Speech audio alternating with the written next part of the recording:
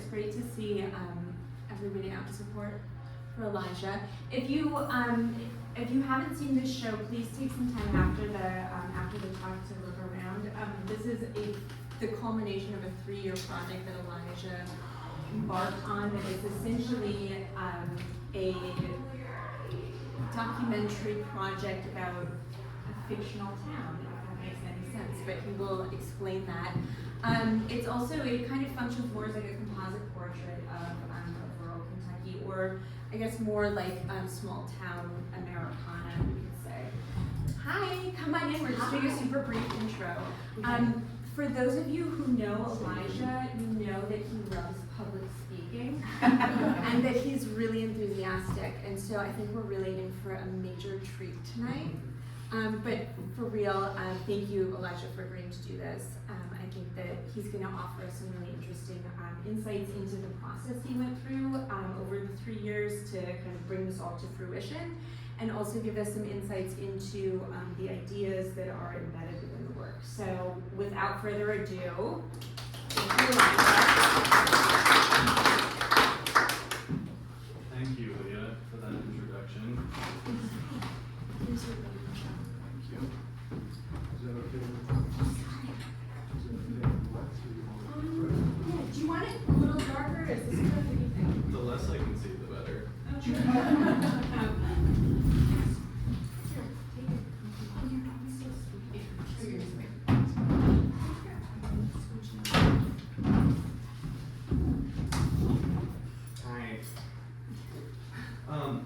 Before we get started, to take the heat off of myself, today is Margaret Love's birthday.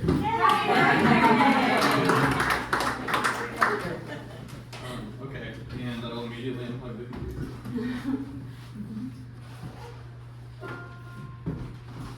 Okay, hopefully that doesn't happen while I'm talking. So,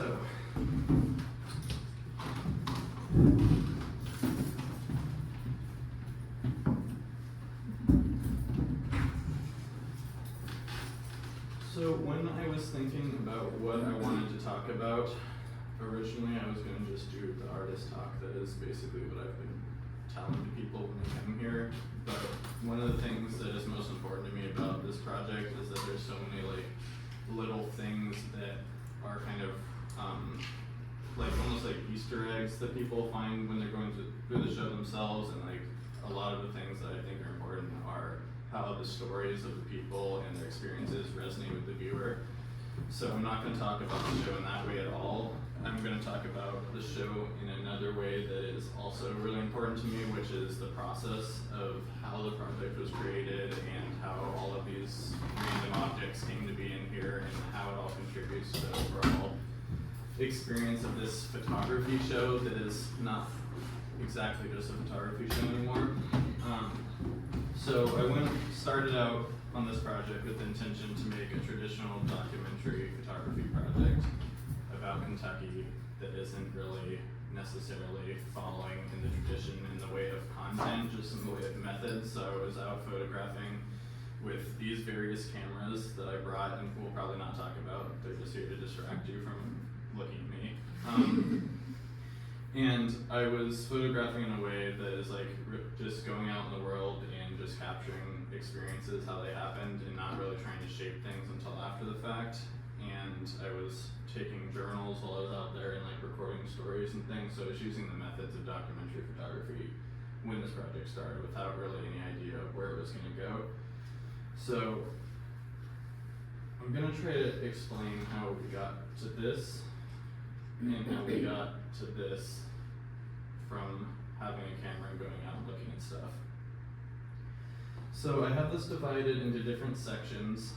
The objects were a very big like departure point from what I thought was going to happen, so those all are going to have their own sections. And then the place that I started was with the photographs. A lot of this project was really like time intensive and really like committing myself to doing something that was difficult and maybe didn't have any didn't have like a specific possibility of where it was going to come to. So on each of these I made this little thing that's like a painful meter of how painful the processes were. I just did a neutral face, which is what I'm good at, and then AI made a +1 or +2, -2. I'm not sure if you can really tell the difference between any of them, but this is +2. This is the least painful, most fun for me. So, also, get your second story hat. They don't exist, but They will. there's the advertising for them. Mm-hmm. So this project started out, I just wanted to go out and photograph in traditional documentary methods. I loaded up all the different cameras. I didn't have a specific plan. I just wanted to go to as many places as possible. At the beginning of the project, it wasn't even just Kentucky that I was planning on going to. It was just, I got a map from the tourism department and put it on the wall, and I was just going to towns based on how funny their names were, and then I put a pin in and come back. So this is one of the cool things I like about this project is it's used so many different cameras, and that's just kind of like a photo nerd thing, but I think it kind of complexified the pictures in a way because there's so many different ways of like working with the medium and the way that the camera like creates a specific structure for how things look. So I have the 8x10, which is this camera, but like this big. And then I have this, which is my camera, which is 5x7 inches, the negatives, and they're sheet film, so you carry about 10 of them at a time. And those really create this like real formal look to them, such as the picture of the girl with the dog that was on a tripod. It was taking probably like 10 minutes to set up, and she was just sitting there, so it creates this really like rigid interaction between the viewer and me. So I was bringing those. These are all the film. They're in these big holders with one sheet on each side. Then I have roll film for this thing, which is in the backpack, which is kind of like a medium place. So a lot of the pictures in the show actually came from that. It's the ones that have this little arrow. That's from the side of the film, so a lot of them over there have the arrow. And that's like an in-between, and then I did it digital, which I was very not happy about, and pretty much immediately abandoned. And then just 35mm, so trying to do as much of a wide range of thing as possible to vary the result and kind of let the project just emerge into whatever it wanted to be. This is the first picture in this show that I took that still remains in the show. When I first started at UK, I took an alternative process class with Ruth Adams, and her and I have a lot of very differing opinions about things, and she somehow still managed to shape a lot of directions that turned into this. My idea for her class was I was going to photograph people in my neighborhood, so I set up this backdrop. I was building this fence and set up the backdrop in the alleyway, and I photographed Dallas Law against this backdrop, and I quickly realized that that was not a good idea in my neighborhood that I live in. So that idea was abandoned, but it was like the first like act of trying to make images specifically for this project without really knowing how they would end up. Shortly after that, me and my son and all of the other MFAs and DEMA, for those who know DEMA, we went out east to Whitesburg to help preserve documents from the Apple shop when it flooded. And when I was on that trip, I saw all this flood damage and stuff. Most of the stuff in this presentation was just iPhone photos of like process related things. And this sort of planted this idea of like the tumultuous nature or the tumultuous relationship between nature and the people in these areas. So this kind of started this idea of examining people and relationships in the landscape. So that was the second direction leading kind of little thing.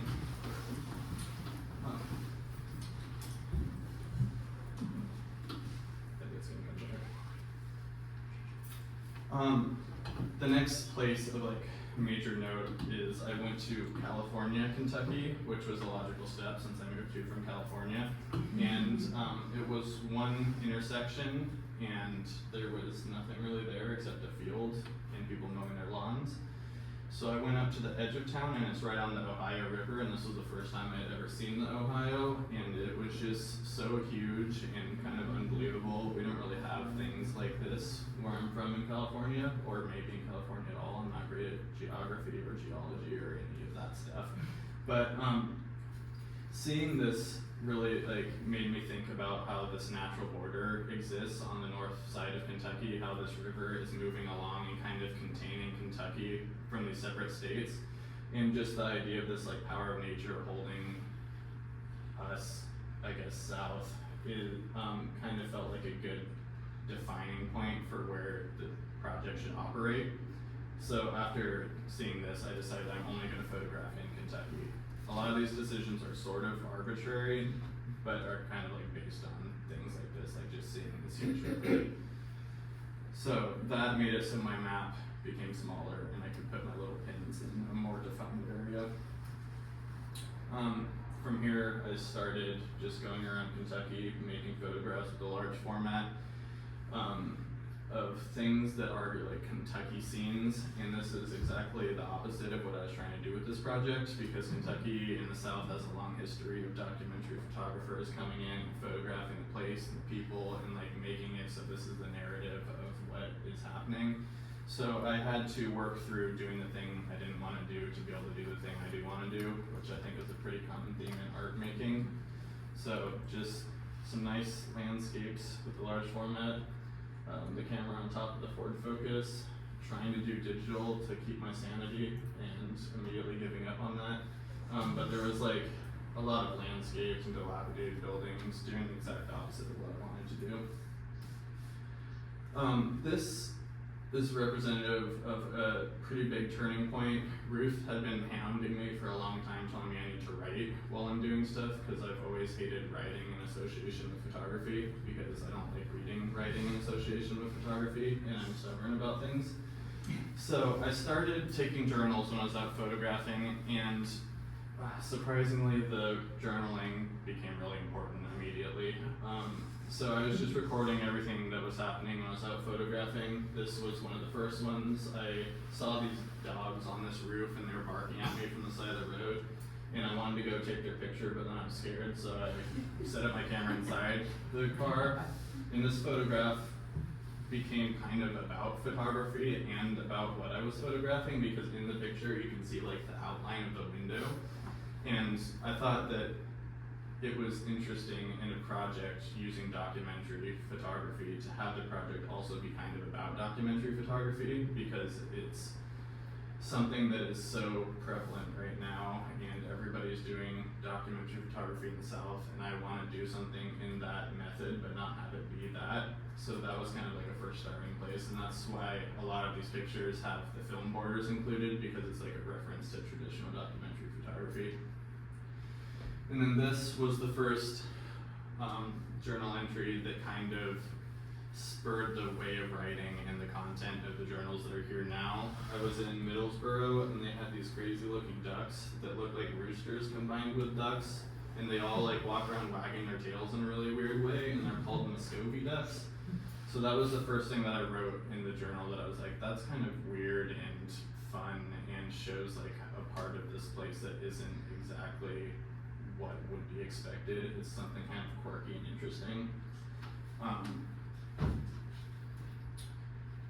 And shortly after that, which reading through my journal today, I realized what is actually the exact same day. I went to Pineville and saw chained rock for the first time. Like many of my other arbitrary decisions, I like to go to the town that I want to go to, and then I'll look at TripAdvisor or something and see what things are needed to be seen in that area, and then use that as kind of like a starting point to explore the area. So in Pineville, the number one thing to see was the chained rock, which is the chained rock. It's a rock with a chain above the town, and I really was drawn to the mythology behind it and all the stories and this weird metaphor of this thing dangling above the town, threatening to destroy it. But I still wasn't really feeling good about trying to make a documentary project about a specific place and trying to define it for other people. Like, I didn't want to be that translating factor, showing one thing to someone else. I don't know if that makes sense exactly, but here we are on my birthday. We stayed at the Pineville Inn so we could spend some time here, me and Samantha, and we went up to Chained Rock and took pictures. Chained Rock liquor. Yeah, so this kind of started like the basic geographic existence of this town that would later become a not real town existing in reality. This is the parking lot up on Chained Rock Boulevard, or Lane, I think it's Boulevard. And you can see this is the mountains that are the overlook, and this was also one of the first pictures I took in this new context. It's this overlook of the town below, and it has like flood walls and all these specific things that are mentioned in a lot of the text. And that picture was taken from the very specific point that they set up for people to take pictures, so it looks exactly the same as every other picture that's been taken of it, which I thought was kind of fun and interesting, and that kind of dialogues with this thing that we'll talk later about. This is maybe not the most logical order, but the hike to Chained Rock is very quick and fun and nice, and then the hike back looks like this. So that was just part of it, like going to see this thing that's threatening, and then coming back and dealing with the punishment. Again, one of the first experiences of finding Chained Rock, pretty disappointing. A lot smaller than I imagined. And then this is the overlook with the 5x7 camera. And I've gone back to this place many times to re-photograph it since it was so important, and that was on film. This one is also on film, but it's on a different, worse film, which made it better somehow. And then this is, again, going back there, was there with Sam photographing. She's using her little 35mm camera, and then I'm using the big boy. And this is actually when I took the tin type that's in that corner. So part of the process was making these like archival looking things with modern technology, but this is exactly where I was standing when I took that picture, if anybody cares about that kind of thing. So after all the photographing, make sure I'm not rambling on too long. After all the photographing, I had this big group of images, and I wasn't really sure the direction or what the project was really about still, so I just printed a bunch of pictures and started hanging them on the wall, and the edit and like contextualization of the project would come later, but I finished photographing this project for the most part pretty early. And I was still thinking about how I was going to make this documentary project a documentary project that's not a documentary project and isn't doing what documentary projects do. And I started to like participate in the town. There was this in-between place, just like using TripAdvisor, I would go to a lot of small town museums and kind of look at things in those and see where I could go. And they had a lot of like weird display methods, like stuff like this and things like that, and a lot of random objects. So I decided I was going to make my own museum that would be like a companion to the photo exhibition. And I was making all these objects. That's where the object creation started. But I quickly decided that I was making these objects almost to convince people that the town existed, which wasn't really the point. And there felt like there's no reason for people to doubt that the town existed anyway. So I just scrapped the whole idea of the fake museum, but then the time-intense relation with these objects that are related to the town became a big part of it, and it was me like spending time being a part of this town and contributing to the culture and the history and the community. And I'll get into this now, but a lot of I think that's maybe -1 having this. It's kind of hard to say, but the first main object that I made was this historical plaque. And I was fascinated with the history and mythology of the Chained Rock. So this plaque is by the real Chained Rock. This KAT video is a real KAT video about the Chained Rock, and those were two like starting places for object creation. So I wanted to make the plaque again in the context of the new town. So I took this photograph from the Google that's all damaged, and then made a Photoshop document of it. And the only thing that I changed was instead of Pineville, Kentucky, I changed it to Chained Rock, Kentucky, because that was going to be the name of the fictitious town. It was named after the danger that loomed above it, and everything else was the same. All this like weird spacing and stuff was the same. And I realized today that I've been lying to people and said that this space was there. That was not true, because Pineville, Kentucky Chained Rock Club was a lot longer than Chained Rock Club. So sorry to all people I've been lying to for months. But anyway, this plaque tells like a nice little introductory background about the town. And then Hannah Smith of previous Second Story fame helped me. I guess she didn't help me, she did the whole thing. made this 3D model, and then she CNC'd it out of architectural foam. So, I don't know what architectural foam is, it's hard foam, I guess. And we had to do she had to do 2 of them. The first one, the origin point of the cutting blade didn't align, so when it went for the second or whatever amount of passes, the letters were not aligning correctly. So how long did you run the first one? It was like 28 hours, something like that. 28 hours of cutting. Mm-hmm. And then after all of that, there was still a lot of letters on the inside that could not be cut out, or maybe you wanted me to do my fair share, but I had to go in and Dremel out the middle of a lot of letters, so this was me practicing just with my little signature on the back. And then I wanted it to be really similar to a real plaque, so I found this, it's paint that has bronze particles in it, so it will age and patina like real bronze in theory, and it's also weather resistant, so I could go replace the real plaque with this plaque if I wanted to do something weird like that. But I just liked having the actual particles in it because it makes it feel more real being real. And I also had to paint in all of these letters, and I spent so much time with this plaque that it began to torture me. After all of the insides were painted, I realized that all the real plaques are black on the front, so I had to go and paint it all again. And then I realized that the letters weren't black, so then I had to sand off the surface of the letters and then paint them again. And then this is what we get. There's a plaque. Okay, so that was the first object in this journey of doing things. The next one is the banjo. This one was pretty good. I enjoyed it for the most part. It was probably the most difficult, but maybe the most enjoyable and kind of rewarding, because people would see it and they'd be like, that's cool. And I was like, okay, cool. That's what we're doing it for. So I listened to a lot of music that is maybe in the Southern Gothic genre, maybe some other genre, I don't really know what it's called, but a lot of it is using banjo for like contemporary music, and a lot of it's like really dark and depressing, which I'm really into.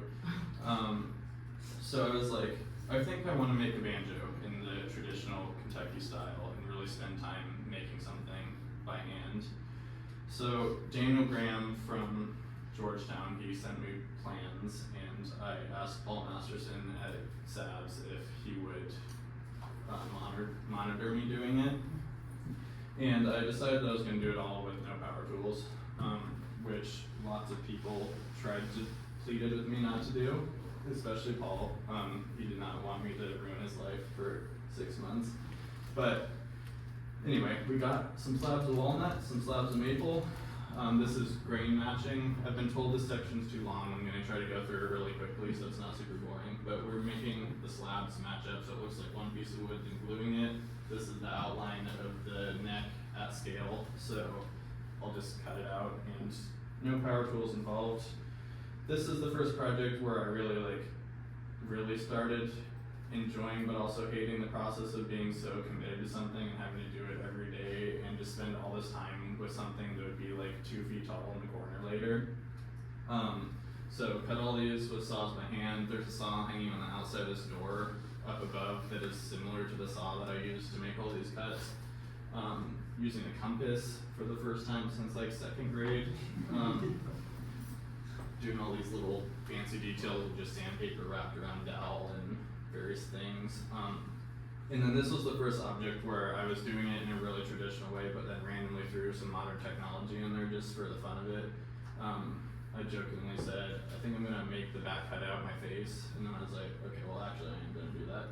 So after doing all this for countless hours with hand tools, I had Paul take a picture of me with my iPhone, then made a Illustrator file of the silhouette, and then printed it on an inkjet printer, and then cut it out with an X-Acto knife, and then traced it onto there. But then I cut it out with the manual drill and the coping saw. So it was kind of fun just doing this like arbitrarily ridiculous thing.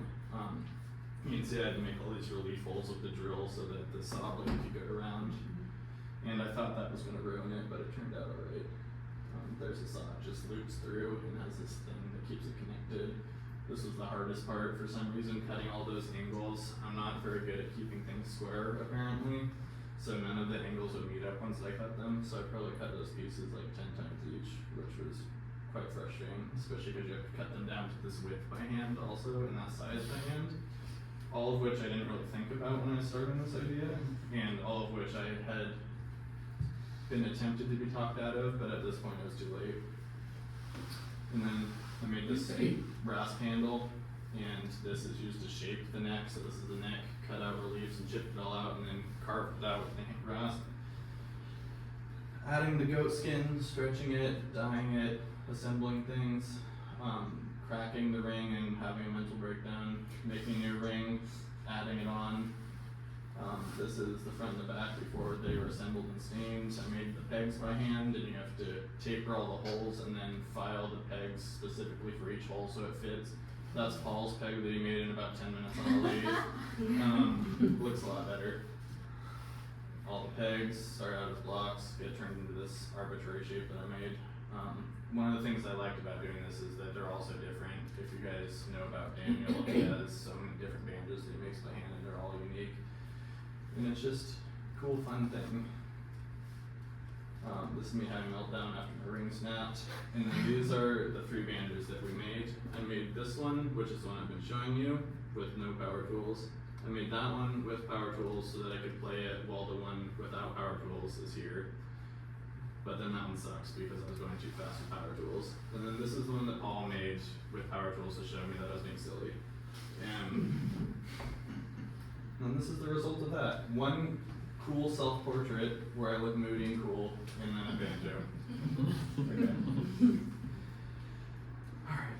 Next thing, KAT newscast. This is neutral because it was by far the easiest thing. I found this video made by KAT that's explaining the history and like the mythology and all the backstory of the chained rock, about how it was made during the Depression.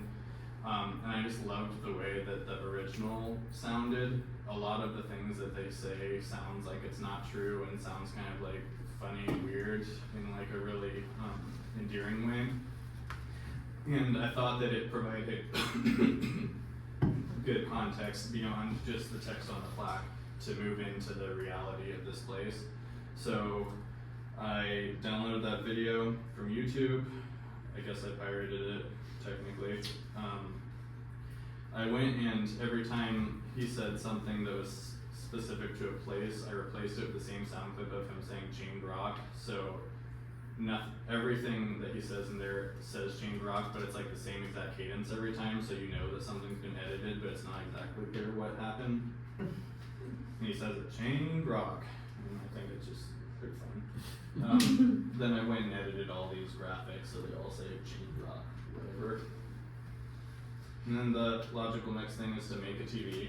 I still don't exactly know why, but I bought all this lumber, had to glue it together, made this crazy design that doesn't make any sense. For some reason I thought this would make it so I could reach in there and change things or do something, which it did not work that way at all. Just made it impossible to reach anything. And it was supposed to look like an antique TV kind of, but it looks like no antique TV or modern TV that's ever existed. And it also, for some reason, had this cherry stain that made it like bright red orange. So then I just dumped some brown stain onto the orange stain and made whatever that is. The stool wasn't a great stand for this, so I got a sewing machine table and then put it on this gallery white pedestal that I made. And there's that. There's another object that took a lot of time. You can see it's taking a turn here. Or I'm getting happier. It's kind of hard to tell, actually. So after doing the banjo, I really enjoyed how much time I spent participating in this tradition of the actual areas that I was photographing. This is called an octagonal Kentucky banjo. I don't know if I mentioned that before, but this design was developed in Kentucky. So that's the reason that I made that initially. And then it was kind of to like just really spend time participating in this town that I was creating but also experiencing. And then I was thinking, what's something else that takes a really long time and it's traditional to this region, and I'll probably regret most of the time, but then be happy with at the end. And I decided to make a quilt. I had been told it would take probably about 100 hours, which was maybe a little short of an estimate. So this is a journal entry that's there, and this is how I started, is drawing this pattern for the quilt. I actually drew this on the back of a special order form from the Fresh Market while I was working there, but I transferred it to this just for presentation purposes. Again, I wanted to do it entirely by hand because that felt really important to me at this point, especially after doing the banjo and succeeding and rarely crying. So I went, and there's like a quilting unit at UK in the beginning fibers class, so I went to that, and this was my first quilt square. It's got chickens and flowers, and in that unit they do like a communal quilt, so it's like supposed to be this quilting traditionally is like this community thing where people come together and work on things together, and it's like really a bonding experience. It's also creating these heirlooms and objects that are precious but also functional. If you know me, I wanted no part of that community building thing. So that was my one community building, and then it was just off to the dark. Yeah. Are we just done? What's that about? So, like with the banjo, I like the idea of there being like a random modern technology. So in the middle of my quilt, I had seen a quilt at a small town museum that had a picture of a cabin in the middle, and then it had all the quilting around it.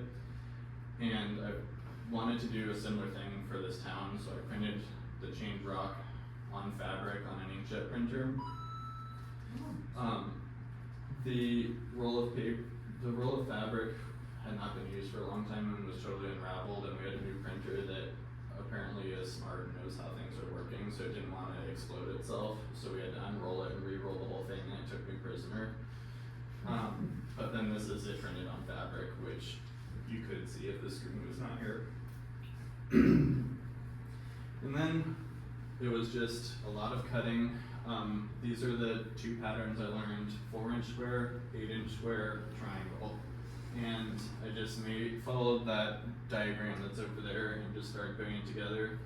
I did basically everything that people told me not to do to make my life easier. I had some really stretchy fabric, which I guess was a bad idea, and I was hand stitching everything that was a bad idea, and I did the math wrong, which made the whole pattern different.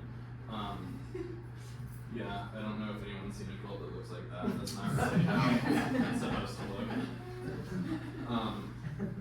But yeah, it was just, again, trying to spend a lot of time working on this object that was kind of like a precious object and participating in the community of this town. This is Spoon Circle that happens here. This is Leah and Kurt and Georgia and Pat having fun, and this is me not having fun. So I was just hand stitching the whole thing, and this was like working with people in the art community like Hannah, but it wasn't working with people in the community like this began to. This, with the Spoon Circle and with people instructing and all the people who I got advice from, started to be like establishing this actual community of crafting things that were centered around this town that didn't really exist. And it started operating in this really interesting way where all these people are coming together to help me figure out how to do this thing I don't know how to do. And it's kind of like we're all being a part of the town together in a weird way. That probably doesn't make sense, but that's what we're saying. Again, more Spoon Circle with happy people and one sad person. There's Ray too. Ray was participating, and Zach, I guess. They're all here except Pat.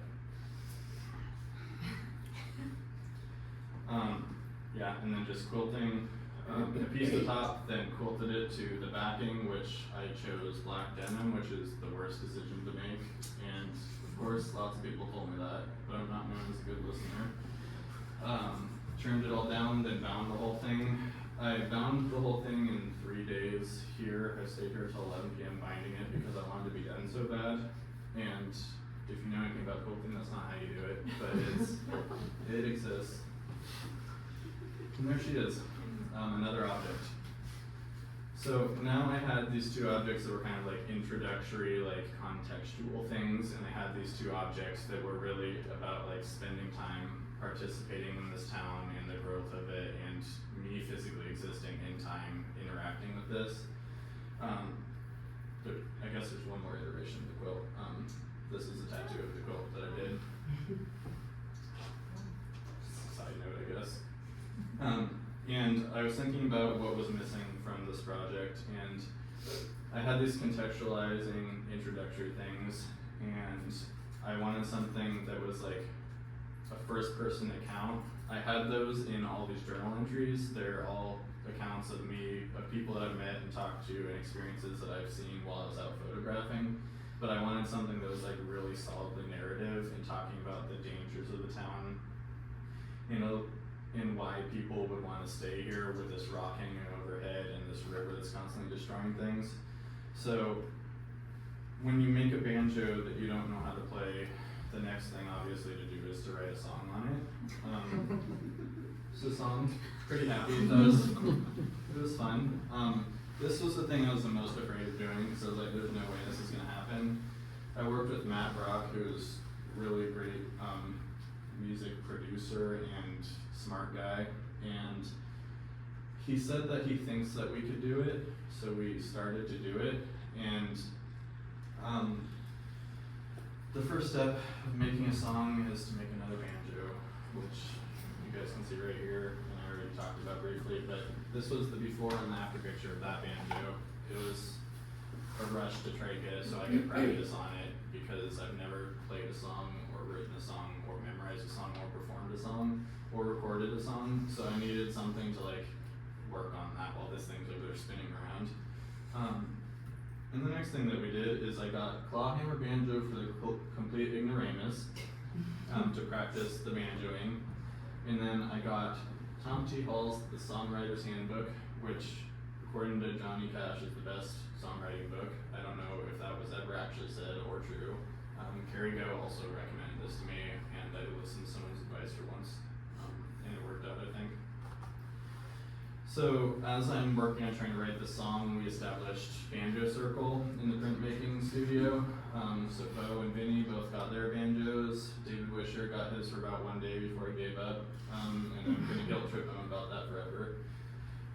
So we would just meet every Thursday and play banjo together. And again, it's kind of like weirdly making this community around this project, because I'm trying to make a song that's telling the story of the place. Now there's a bunch of people playing banjo together in a way that was like really sweet and interesting. More Banjo Circle. We have all our sheet music from the Complete Ignoramus Clawhammer Banjo book. They're all risographed because that's just what was around. So there's like 50 copies of every single sheet music, because if you do less, supposedly the drum explodes. So there's a lot of random sheet music floating around the Savs building. And then after I wrote it and practiced and did a lot of that sort of stuff, I forgot to mention, me and Matt decided that playing banjo the way banjo is played is not going to work in this time frame. So I'm playing it more in a way that a guitar is kind of played in like a dromy way, where it's just the same strum pattern the entire time and then fretting different chords. The clawhammer banjo would have been a lot for me to do in one semester.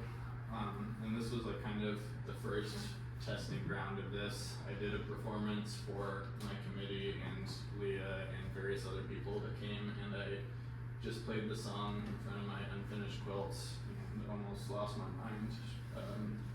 That's way harder than giving a talk apparently, because I was freaking out. I also tattooed my hands the night before for some reason, and that was not a great plan. And then after the performance, I felt like I had the lyrics and the music down pretty well, that I could play and sing it, so I went to Matt Brock's super fancy at-home music recording and mastering studio, and we did like a real recording, which was really crazy. Being someone who can't play the instrument or sing or write a song is now in this crazy studio. There was special mics for everything, and there was like buttons that you had to press to have things happen. And I recorded the instrumental, I think 20 times, and as I'm doing it, he's choosing the best section of each thing and putting them together to make it sound like it can keep tempo at all, which in I think like 20 minutes you guys will find that is a lie. And then we recorded each verse 10 times and each chorus 10 times, and then he mashed it all together, and then he added some percussion and some bass to make it feel like really rounded out.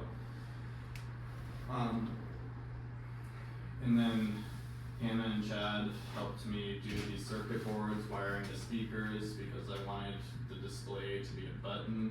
And then this is Matt's crazy mixing thing. I don't know how he knows what any of these buttons do, but I guess he does. And then the culmination of this was this. It's a little button on that white thing over there. So that was 6 months of work for a button. Okay. Now that we have all those things, that's all the things. Yeah.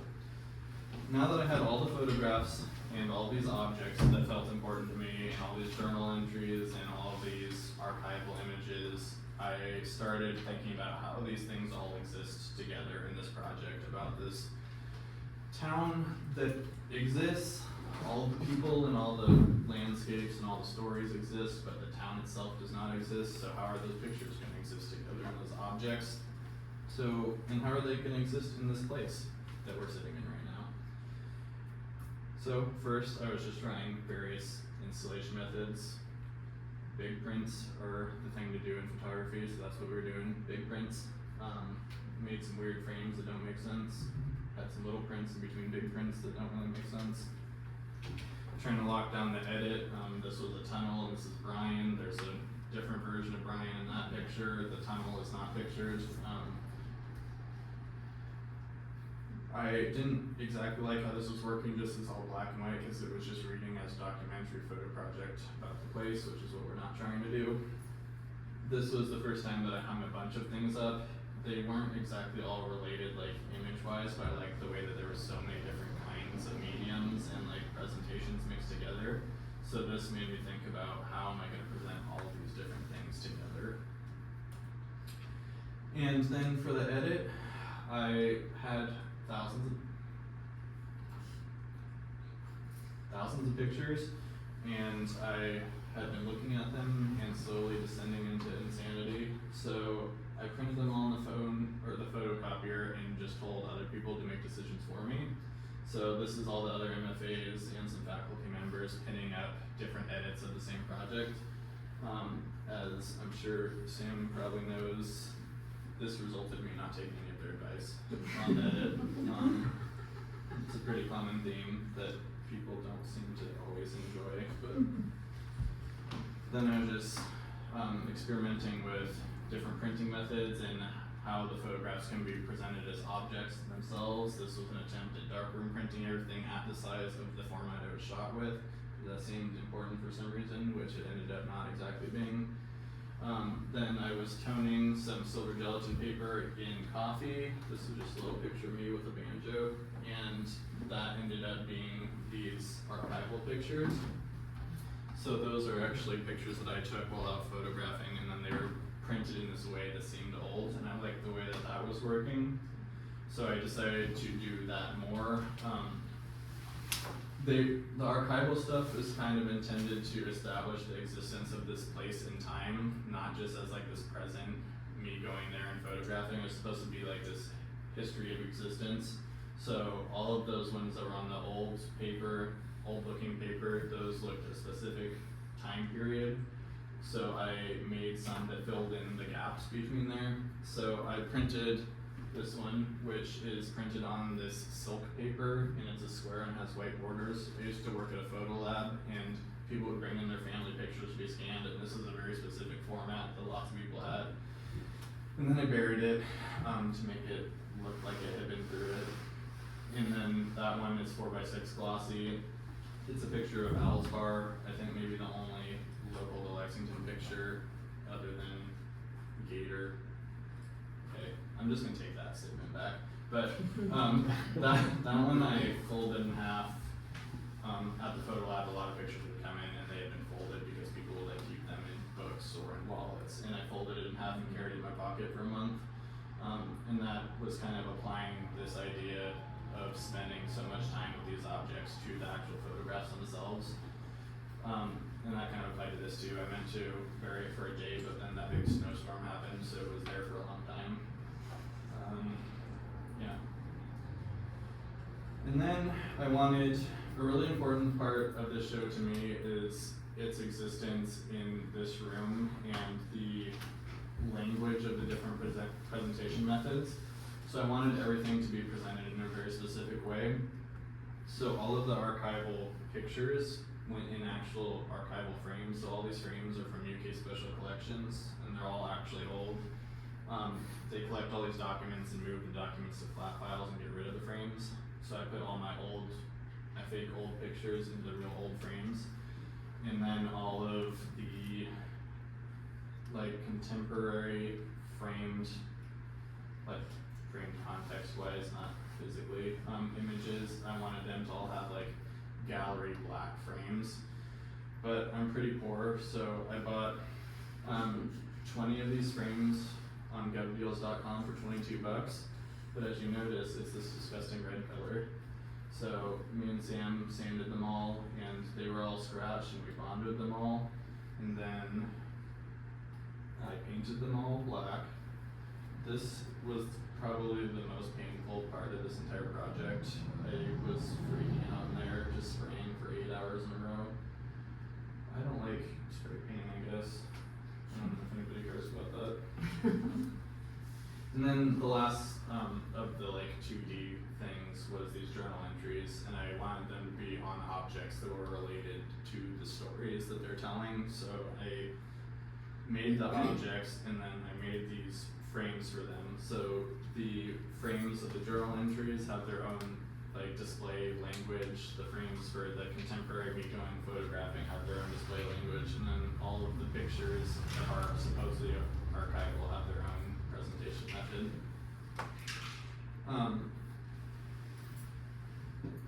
Yeah, and then the next thing was just laying it all out. So we made these little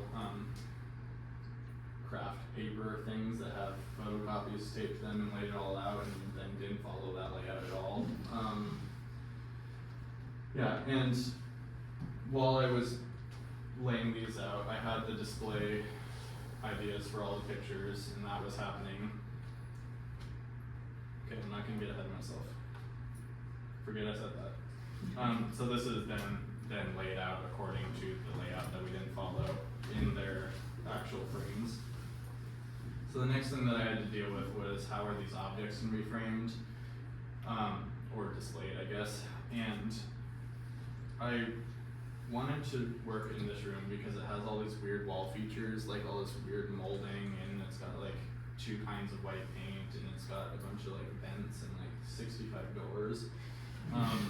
So I was trying to think of how the objects were going to be displayed, and this was the first obvious move, was to make some crazy rendering that doesn't make any sense. So I thought I was going to make this big custom furniture piece that's a triangle that has the stuff all around it that was going to be in the middle of the room.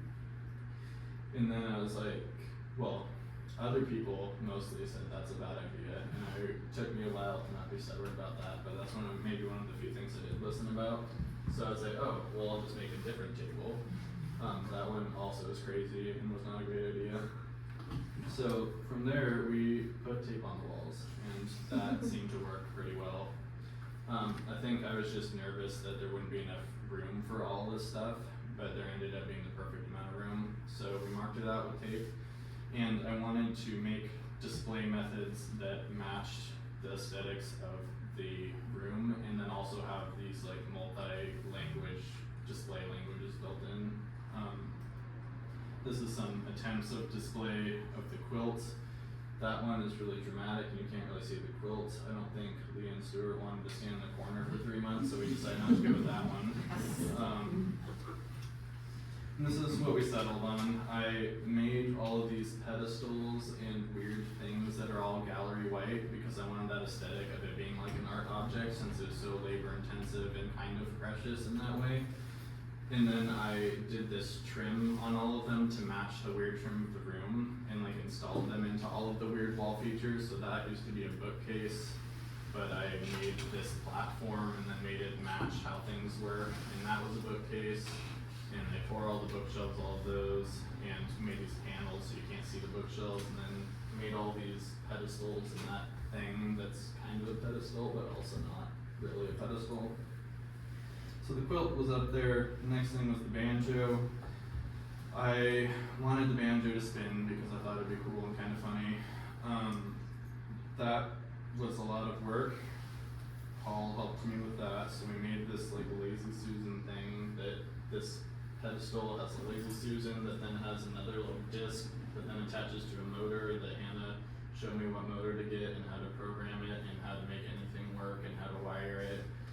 So this is all the random stuff that somehow actually made it into that box when I was here by myself.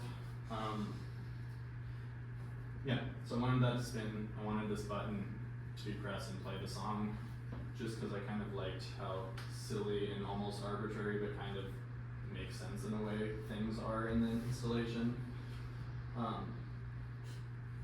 It was up in there whether I was going to actually make it spin or not, and then finally I just was like, I want it to spin because it would be cool, so that's what we went with. This is the wiring for the motor.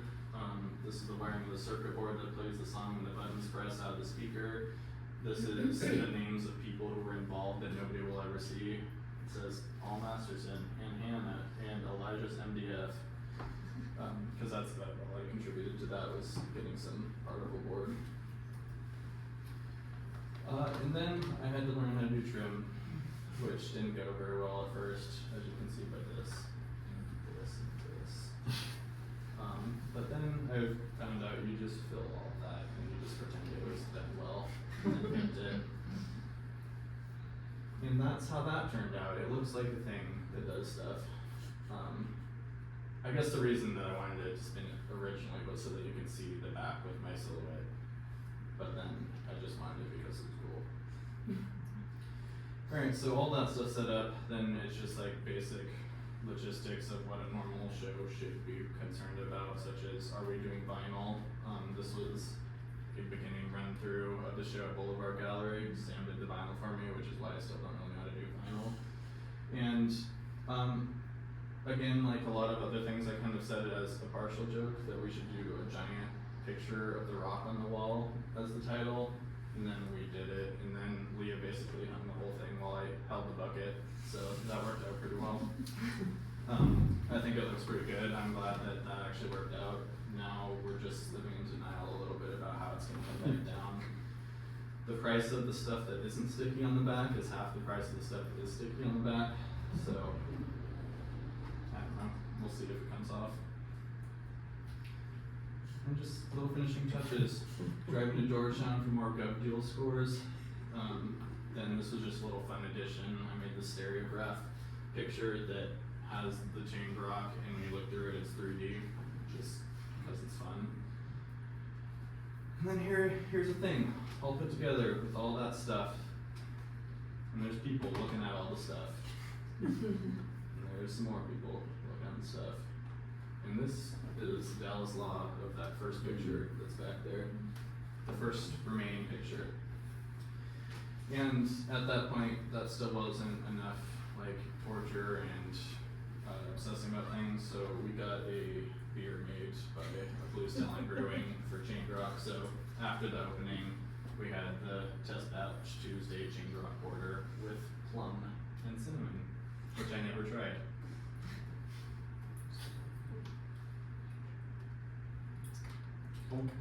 6 minutes to go. All right.